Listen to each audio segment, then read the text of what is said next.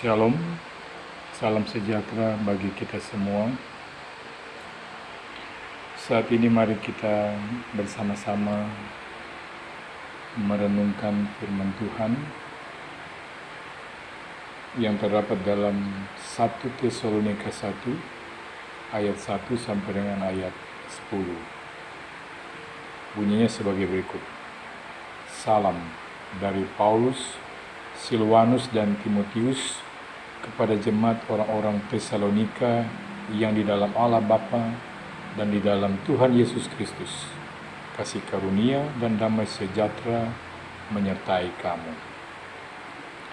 Kami selalu mengucap syukur kepada Allah karena kamu semua dan menyebut kamu dalam doa kami. Sebab kami selalu mengingat pekerjaan imanmu, usaha kasihmu dan ketekunan pengharapanmu kepada Tuhan kita Yesus Kristus di hadapan Allah dan Bapa kita.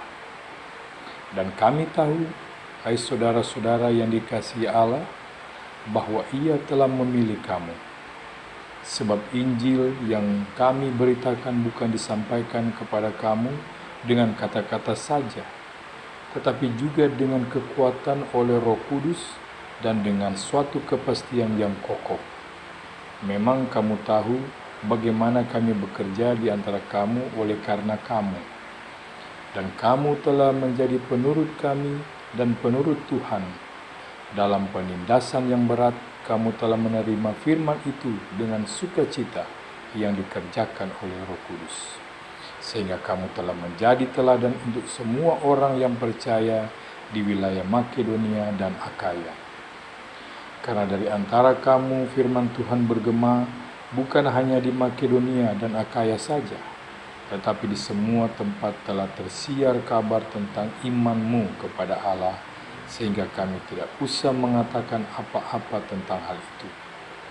Sebab mereka sendiri bercerita tentang kami, bagaimana kamu sambut dan bagaimana kamu berbalik dari berhala-berhala kepada Allah untuk melayani Allah yang hidup dan yang benar, dan untuk menantikan kedatangan anaknya dari sorga yang telah dibangkitkannya dari antara orang mati, yaitu Yesus yang menyelamatkan kita dari murka yang akan datang. Saudara-saudara yang Kristus kasihi, berita artinya upaya yang sadar dan sengaja untuk menyampaikan sesuatu kepada orang lain dengan maksud agar orang lain memahami apa yang kita sampaikan itu. Kemudian Injil yang diberitakan adalah Injil yang sama dan satu.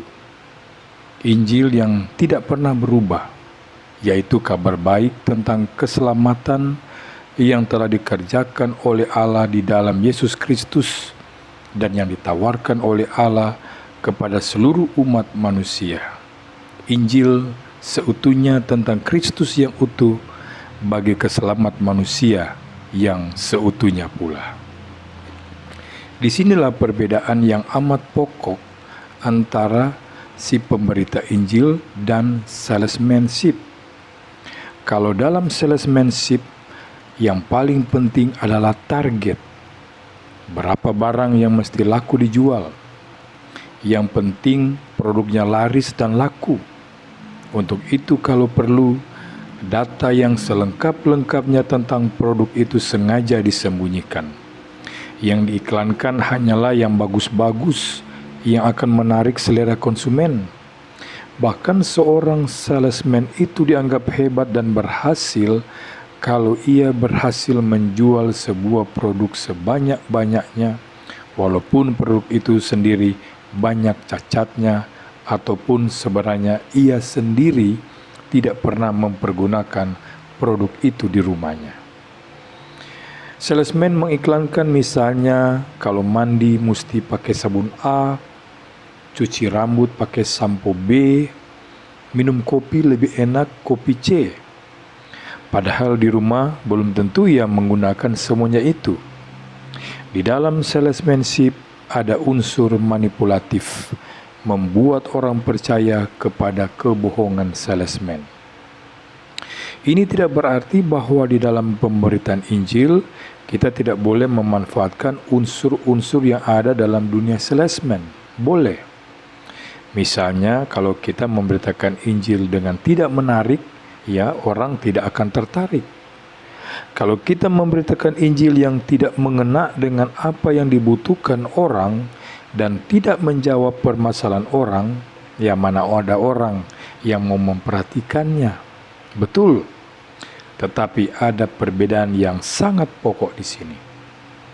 Yang paling penting di dalam pemberitaan Injil menurut kesaksian Alkitab bukanlah agar Injil itu diterima sebanyak mungkin orang, dan oleh karena itu seperti iklan, Injil itu kita poles, kita kebiri, kita rekayasa supaya laris. Yang paling penting di dalam pemberitaan Injil adalah agar Injil itu diberitakan seluas-luasnya, dengan selengkap-lengkapnya, dengan sebenar-benarnya, dan dengan sejelas-jelasnya. Jadi yang kita beritakan haruslah Injil yang benar, bukan hanya Injil yang menarik. Dan Injil yang benar belum tentu memenuhi selera pendengarnya. Memang kita harus jujur mengakui bahwa memberitakan Injil yang semenarik mungkin itu penting. Seperti apa yang dilakukan oleh Paulus, Silas, dan Timotius, mereka pasti mengajar sedemikian rupa sehingga sejumlah besar orang termasuk di jemaat Tesalonika itu menjadi percaya. Sebab kalau tidak menarik, ya pasti tidak ada yang tertarik pada ajaran mereka.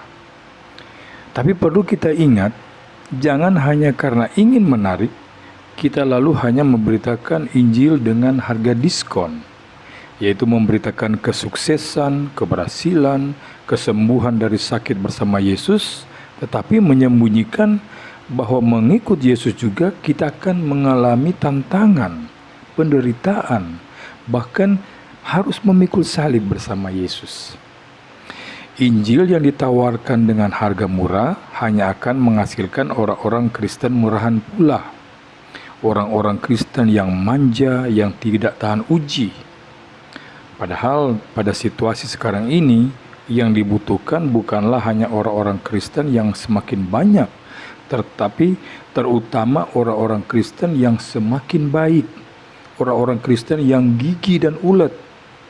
Kuantitas atau jumlah memang penting, tapi pada akhirnya yang menentukan adalah kualitas atau mutu. Artinya jangan hanya puas dengan angka statistik, bertambah 1, 100 atau bahkan 1000 jemaat.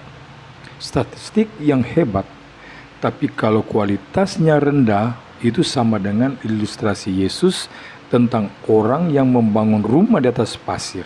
Ketika angin melanda, rumah itu roboh dan kerusakannya hebat. Ada dua hal yang ingin disampaikan pada kesempatan ini. Pertama, berbeda dengan salesmanship, ketulusan dan keyakinan pribadi si pemberita itulah yang teramat sangat penting. Sebab orang-orang mungkin tidak terlalu peduli apakah si artis ini atau si artis itu, bintang sabun A, di rumahnya memakai sabun itu atau tidak. Tetapi dalam pemberitaan Injil, jemaat menuntut dan jemaat melihat saudara sendiri pakai Injil itu atau tidak. Jangan hanya di mulut saja, tapi mesti keluar dari hati yang terpancar dari perbuatannya. Jangan cuma jadi calo Injil, seperti calo mikrolet yang berteriak menado, pemohon, orang lain disuruh naik, tapi dia sendiri tetap tinggal di terminal. Orang yang cuma pintar memberitakan Injil, tapi dia sendiri tidak hidup dalam Injil, adalah suatu batu sandungan dan kesaksian yang buruk bagi Injil itu sendiri. Bagi orang-orang seperti itu, Injil hanya untuk diberitakan, atau lebih parah lagi, Injil itulah adalah diperdagangkan, tapi tidak dihidupi dan tidak dihayati. Memang betul, hidup dari Injil, tapi dalam arti Injil sebagai sumber nafkah, sumber hidup mewah. Di Amerika ada seorang pekabar Injil yang terkenal, punya stasiun TV sendiri. Di layar kaca luar biasa kelihatannya. Injil menjadi begitu menarik. Wajahnya yang tulus, saleh, simpatik dan meyakinkan. Tetapi di balik itu, ia ternyata adalah tidak lebih dari seorang koruptor dan pesina besar. Ternyata apa, saudara? Ribuan, mungkin jutaan orang dengan tulus mengirim uang. Banyak mengirimkan dari kekurangan mereka, $1, $5, tapi dengan ikhlas. Ternyata apa? Ternyata uang itu sebagian besar hanya dipakai untuk biaya kehidupan yang amat mewah dari si pemberita Injil itu. Rumah bagaikan hotel dan mobil belasan buah banyaknya. Ini saya angkat saudara sekali lagi untuk mengingatkan bahwa di dalam memberitakan Injil itu, yang penting bukan hanya Injilnya, tapi juga si pemberitanya. Si pemberita ini harus menjadi saksi Injil seperti yang dilakukan oleh Paulus, Silas, dan Timotius, dan bukan sebagai salesman, apalagi sebagai calok. Yang kedua yang tidak kalah pentingnya juga adalah bukan hanya si pemberita Injil, melainkan si pendengar berita Injil. Sebab pengkhotbah yang hebat bagaimanapun dan khotbah yang sehebat apapun tidak akan ada gunanya kalau khotbah itu hanya didengar, kalau khotbah itu hanya dinikmati, kalau khotbah itu hanya dikagumi dan tidak ada apa-apa lagi yang terjadi setelah itu. Pada waktu mendengar khotbah, mata kita sampai melotot karena menariknya, tertawa terbahak-bahak saking lucunya, atau menangis terseduh-seduh saking menyentuhnya, tetapi hanya sampai di situ. Setelah Amin pulang ke rumah, tidak ada apa-apa yang berubah. Memang diperlukan pemberita-pemberita Injil yang baik, tapi juga dibutuhkan pendengar-pendengar yang baik pula. Nah, sekarang apa itu pendengar-pendengar yang baik? Pertama, pendengar yang baik adalah orang yang mau mendengar, orang yang bersedia dan berusaha mendengar dengan baik. Jangan saudara mengira mendengar itu gampang. Mendengar itu menuntut kerendahan hati, keterbukaan, kesediaan untuk menghargai dan belajar dari orang lain. Saudara belum mendengar si A berkhotbah, tapi saudara langsung berkata, kalau dia yang berkhotbah, sudahlah, payah. Didengarkan juga percuma, lebih baik tidur, ngobrol-ngobrol saja dengan teman di sebelah. Kalau sikap kita tertutup seperti itu, kita memang tidak akan dapat mendengarkan dengan baik. Kita tidak akan bisa menjadi pendengar yang baik. Menariknya saudara, jemaat Tesalonika dengar-dengaran dengan apa yang diberitakan oleh Paulus. Walaupun jemaat Tesalonika mengalami penganiayaan dan penindasan yang sangat berat, tetapi mereka tetap jadi penurut Injil dan firman Tuhan. Itulah yang dipuji oleh Paulus dari jemaat Tesalonika, yaitu mereka telah menjadi teladan untuk semua orang yang percaya di wilayah Makedonia dan Akaya. Paulus menyebut beberapa hal dalam ayat 2 dan 3. Kami selalu mengingat pekerjaan imanmu, usaha kasihmu, dan ketekunan pengharapanmu kepada Tuhan kita Yesus Kristus di hadapan Allah dan Bapa kita. Keteladan itu nyata, tidak hanya dalam omongan yang muluk-muluk, tidak hanya nyata dalam keputusan-keputusan rapat yang hebat-hebat, tetapi dalam perbuatan mereka, dalam tindakan nyata mereka, pekerjaan imanmu dan usaha kasihmu. Betul kan saudara? Atau perbuatan kasih itu lebih bermakna daripada 1000 khotbah tentang kasih. Mahatma Gandhi sudah pernah begitu dekat dengan Kristus ketika ia ditembak mati. Di sakunya ada secari kertas yang isinya adalah khotbah Yesus di bukit. Ia mengatakan bahwa Yesus adalah teladan di dalam perjuangannya. Tetapi sampai mati ia dengan sadar menolak untuk menjadi Kristen. Mengapa? Bukan karena apa yang dikhotbahkan oleh orang-orang Kristen, tetapi karena apa yang mereka perlihatkan melalui tingkah laku mereka. Itulah yang menjadi penyebab Mahatma Gandhi menolak menjadi Kristen. Kemudian Paulus juga berkata-kata tentang ketekunan dalam pengharapan kepada Kristus. Ketekunan artinya keuletan, kegigihan, tidak cepat goyah, tidak gampang menyerah, kokoh di dalam menghadapi tantangan dan kesulitan. Ini juga sangat penting. Jangan menjadi orang Kristen yang lembek seperti bubur, tetapi kata Yesus harus seperti bambu yang lentur, fleksibel, tapi tidak gampang patah oleh terpaan angin yang sekencang apapun. Karena itu saudara, kesulitan-kesulitan yang kita hadapi sekarang adalah kesempatan, tapi juga ujian yang diberikan oleh Tuhan untuk menunjukkan keteladanan kita melalui ketekunan, keteguhan, dan keuletan kita.